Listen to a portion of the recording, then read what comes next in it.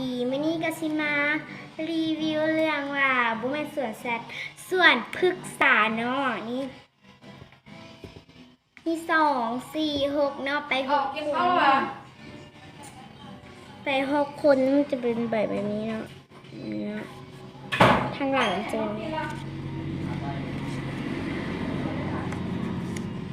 มีหลายใบเตอร์มาเด้ออยู่สวนพฤกษาเด้อตอนนี้อยู่สวนพฤกษาเด้อไปคนนั้นไม่ควงไปกินอะไรไม่ควงกินฝึกไปกินทุกคนเลยเนี่ย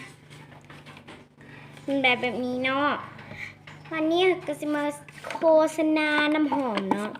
สีดผมเนาะรสมังนาวมันเป็นแก้วเนาะแก้ว50,000เนาะแก้ว50,000แล้วเขาก็ซีเลยเนาะเขาซีแล้วจากนั้นอันนี้มันแป้งเย็นบุต้องยกแป้งเย็นเนาะแป้งเย็นหอมเลยแป้งเย็นใส่แล้วหอมนิวเวียเนาะนิวเวียว่าไงนิวเวีย